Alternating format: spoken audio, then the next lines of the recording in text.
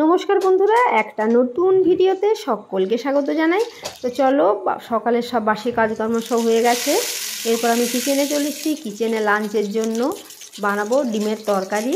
তো চলো, ডিমের তরকারি বানানোর জন্য আমি প্রথমত ডিমগুলো হালকা নুন দিয়ে সেদ্ধ করে ডিমগুলো ছাড়িয়ে নিয়েছি। এবার ইন্ডাকশানে কড়াই চাপিয়ে দিয়েছি। কড়াই সামান্য তেল দিয়ে ডিমগুলো আমি লাল লাল করে ভেজে নেব। তো জলে দেখো ডিমগুলো প্রায় আমার লাল লাল করে ভাজা হয়ে গেছে। এরপর প্লেটের মধ্যে আমি সামান্য পেঁয়াজ কেটে রেখেছিলাম, কারণ বেশি পেঁয়াজ দিয়ে বানাবো না। বেশি পেঁয়াজ দিলে কী বলতো, ঝোলটা পাতলা হয়ে যায়, সেই জন্য অল্প সামান্য পেঁয়াজ দেবো। তো চলো, ডিমগুলো আমি থালার মধ্যে তুলে নিয়েছি। আর আমাদের জলখাবার খাওয়া অলরেডি হয়ে গেছে। আর জলখাবারই খেয়েছিলাম আজকে পকোড়া, মুড়ি আর মুসুর ডাল সেদ্ধ। তো চলো, এরপর ইন্ডাকশানে কড়াই তেল ছিল, তার মধ্যে আরও সামান্য তেল দিয়ে চিনি দিলাম। চিনি দিয়ে পেঁয়াজটা দিয়ে দিলাম। পেঁয়াজটা হালকা লাল হয়ে ভাজা হয়ে গেছে। পেঁয়াজ একদম সামান্য পরিমাণে দিয়েছি, কারণ আমার সবজির বেশি পেঁয়াজ ভালো লাগে না, সেই জন্য কম দিয়েছি পেঁয়াজ। এরপরে দেখো আমি দেবো বাটা মশলা। বাটার মশলার মধ্যে ছিল জিরে, ধনে, আদা, রসুন, পেঁয়াজ আর কাঁচা লঙ্কা। তো চলো, মশলাটা সব ভালোভাবে গ্রাইন্ডারটা ধুয়েও দিয়ে দিলাম জলটা, কারণ গ্রাইন্ডারের গায়ে মশলা বেশ লেগেও থাকে। তো জলটা ধুয়ে দিয়ে দিয়েছি। এরপরে দেবো সামান্য হলুদ আর নুন। আর ডিমের তরকারি জানা বন্ধুরা, খেতে দারুণ হয়েছিল, খুব সুন্দর খেতে হয় ডিমের তরকারিটা। চলো, এরপরে মশলাটা ভালোভাবে কষিয়ে নেবো। হালকা নুন হলুদ দিয়ে দিয়েছি। এরপরে দিচ্ছি টমেটো সস। টমেটো সস দিলে কালারটা খুব সুন্দর আসে। আর বাড়িতে তোমার তিখা লাল ছিল না, মিক্সড পাউডার, সেই জন্য দেওয়া হয়নি। আর মিক্সড পাউডার দিলে আরও কালারটা ভালো হয়। তো চলো, মশলাটা আমি খুব সুন্দরভাবে কষিয়ে নেব। আর ভালো করে না কষালে কী বলো তো, এটা আদার খুব গন্ধ ছাড়ে। তো চলো, এবার মশলাটা ভালোভাবে কষিয়ে নিচ্ছি। দেখো কালারটা কি সুন্দর এসছে, আর তেলটা পুরো দেখতেই পারছো, তেলটা পুরো ছেড়ে এসছে একদম। চলো, এরপরে আমি কাটা আলুটা দিয়ে দিচ্ছি। আলুটা যখন সেদ্ধ করেছিলাম তখন সামান্য নুন দিয়ে সেদ্ধ করেছিলাম। তো চলো, আলু দিয়ে ভালোভাবে মশলার সাথে খুব সুন্দরভাবে মশলার সাথে আলুটাকে মিলিয়ে নেব। হয়ে গেছে মেলানো আমার। এরপরে জল দিয়ে দেবো। জল দিয়ে আরও আলুটাকে ভালোভাবে মিলিয়ে নেব। তো চলো, এরপর সামান্য ঢাকা দিয়ে দেবো, মশলাটা আরও ভালো আলুর সাথে মিলে যাক।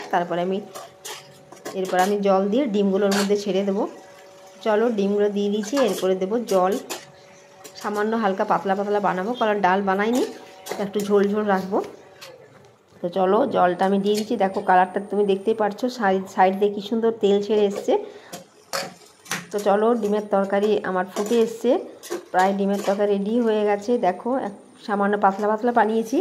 আর বাড়িতে সবাই আমরা এরকম পাতলা খেতে পছন্দ করি, কারণ গাঢ় গাঢ় তরকারি খেতে না একদম ভালো লাগে না। তো চলো, ডিমের তরকারি আমার রেডি। এরপর একটা গামলার মধ্যে তরকারিটা ঢেলে নেব।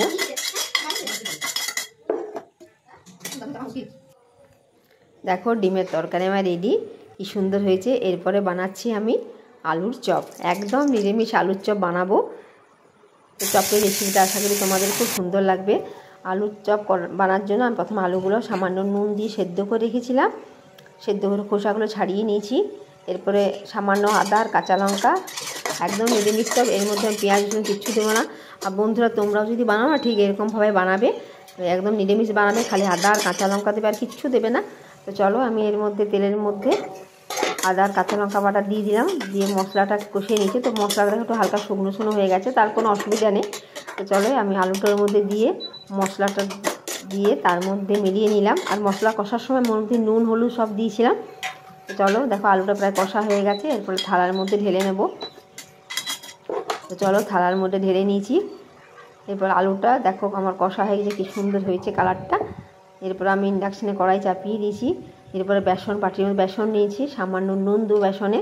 এই বেসনটা একটু ভালোভাবে ফাটিয়ে নেব, কারণ ভালোভাবে না ফাটালে কী বলতো, চপটা মচমচে হবে না। দেখো বেসনটা আমি ভালোই ফেটিয়ে নিচ্ছি।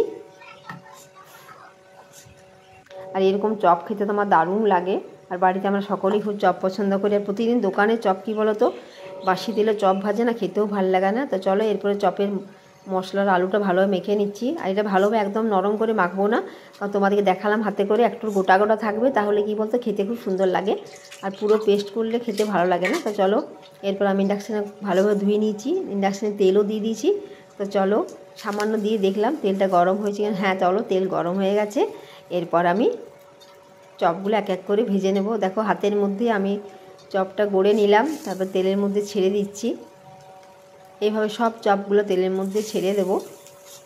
আর লাস্টে ভাবছি বানাবো একটু ভাবরার মতন, শুধু বেসন দিয়ে। দেখো চপগুলো কি সুন্দর উঠে যাচ্ছে। আর চপটা খেতে কিন্তু দারুণ হয়েছিল। আর আমার নাতি তো চপ খেতে প্রচুর পছন্দ করে। ওর মাকে আমি 4টে চপ দিয়েছিলাম, তার থেকে 2টো চপ উঠিয়ে নিয়েছে অলরেডি। তো চলো, চপগুলো ভাজা হয়ে গেছে। দেখো চপগুলো কি সুন্দর হয়েছে, একদম লাল লাল চপ। তো চলো, আর জলখাবারে খাচ্ছি আচারের তেল, মুড়ি, তার সাথে গরম গরম চপ। তো আচার তেল আমি থালার মধ্যে নিয়ে নিলাম। এটা হচ্ছে আমের আচার, তার সঙ্গে নিচে আর কাঁচা লঙ্কা। আর আজ তো শনিবার, তো শনিবার তো নিরামিষ খাবার।